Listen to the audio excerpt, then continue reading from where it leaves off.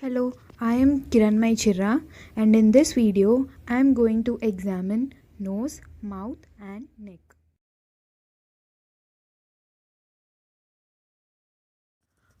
For the nose examination, first inspect the anterior and inferior surface of the nose.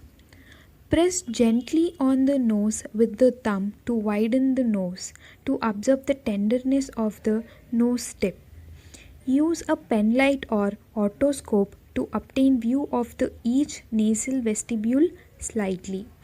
Note any deformities or asymmetry, lesions or acne on the nose. Also test for nasal obstructions by pressing the each LNSI and asking the patient to breathe in and out. Ask the patient to tilt the head backwards so that we could observe the mucosa. Inspect the inside of the nose using an otoscope with the largest ear speculum available. Insert the speculum gently into each vestibule of nostril, avoiding contact with nasal septum. Make sure that you are observing with an otoscope from a side so that you don't touch the chin. Insert the speculum inferiorly to avoid touching or hurting the tender nose tip. Try observing inferior turbinates and middle turbinates. Nasal septum and the narrow nasal passage between them is also observed. A bit of asymmetry is considered normal. Inspect the nasal mucosa that covers the septum and turbinates. Note the color of the mucosa and observe for any swelling, bleeding or exudate. And if any exudate is present, note the characteristics of the same. Inspect the nasal septum, note inflammation or any abnormalities such as polyps, ulcers. Also palpate the nasal sinuses and observe sinus tenderness. To palpate the frontal sinus, press up on the bony brows, and to palpate the maxillary sinus, press up on the cheekbone.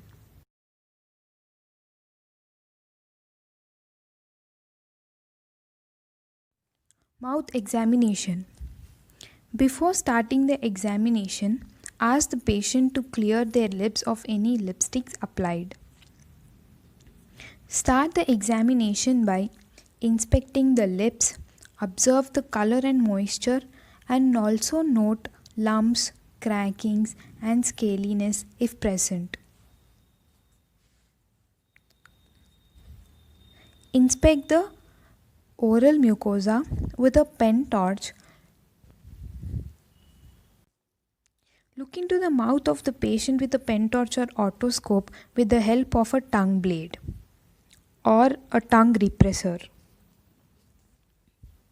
Observe the oral mucosa and note the ulcers, white patches, and nodules if present.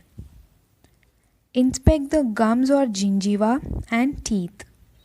Note that the gums are pink in color generally and slight dark patches in dark-skinned individuals. Inspect the gum margins and interdental papillae for any swelling, ulceration, or bleeding. Inspect the teeth. Observe if any of the teeth are missing, discolored, or abnormally positioned. Palpate the teeth and gums with your gloved fingers for any loose teeth, pain, and bleeding. Inspect the roof of the mouth, which is the hard palate, for the color and the texture of the palate. Also observe for any swellings. Inspect the tongue and the floor of the mouth. Ask the patient to stick their tongue out and inspect it for symmetry, which is because of the hypoglossal nerve. Note for any lesions, ulcers, nodules on the tongue. Inspect the tongue by grasping the tongue with a gauze and palpate the sides of the tongue. Also note any painful lesions or red patches are present.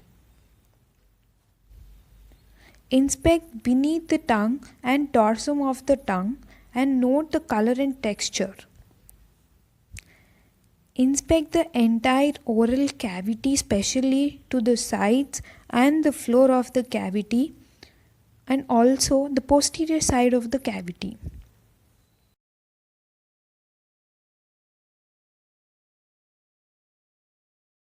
Inspect the pharynx on the posterior side of the cavity with the tongue protruded out. Depress the tongue with the tongue depressor by making sure that you are not causing any gagging. And observe the pharynx while asking the patient to pronounce something like ah, yum. Inspect the soft palate, anterior and posterior pillars, uvular tonsils and pharynx. Note their color, symmetry and also look for any exudate swelling, ulceration and enlargement of tonsils.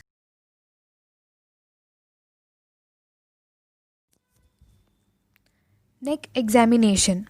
Inspect the neck for its symmetry, scars and also observe for any enlargement of parotid and submandibular glands. Note if any lymph nodes are visible. Palpate the lymph nodes using the pad of your index and middle fingers.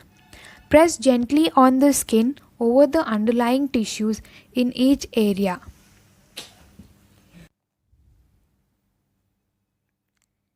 Patient should be relaxed and the neck should be flexed slightly forward. We usually palpate on both the sides at a time for noting the presence of lymph nodes of both the sides and also observe for any asymmetry in the lymph nodes. Observe the submandibular node by placing a hand on the head for support. The lymph node which are observed are preauricular lymph node, posterior auricular lymph node, occipital lymph node, tonsillar lymph node, the submandibular lymph node, the submental, superficial cervical, posterior cervical lymph nodes, deep cervical chain and supraclavicular chain. Note the size, shape and also observe for any tenderness, enlargement of the lymph nodes. Sometimes we may mistake a band of muscle or an artery for a lymph node.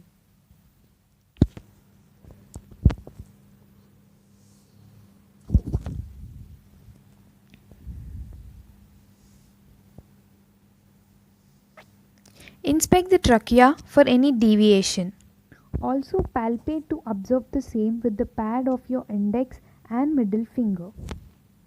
Inspect the neck for thyroid gland by asking the patient to flex their head slightly backward. Inspect the region below the cricoid cartilage to identify the contours of the gland. Observe the neck by asking the patient to swallow water in flexed position. Observe the upward movement of the thyroid gland.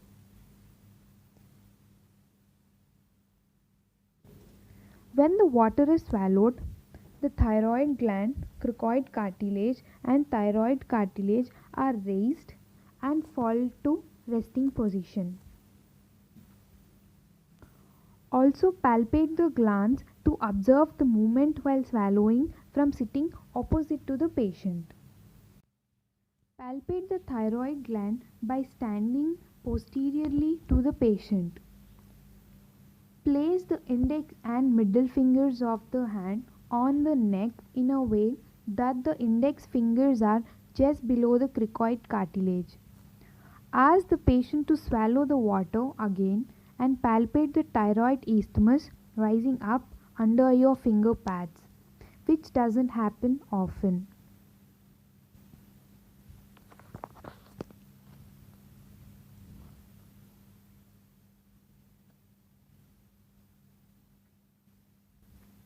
Displace the trachea to the right with left hand fingers and palpate the right lobe of thyroid gland with right hand in space between the trachea which is displaced and sternocleidomastoid.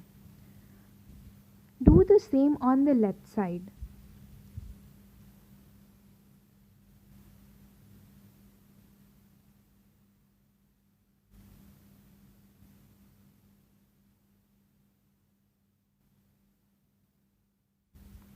Note the size, shape of thyroid gland and observe it for any nodules and tenderness. If the thyroid gland is enlarged, listen and observe on the lateral lobe with the stethoscope for a bruit, which is a similar sound to a cardiac murmur but not from the cardiac origin.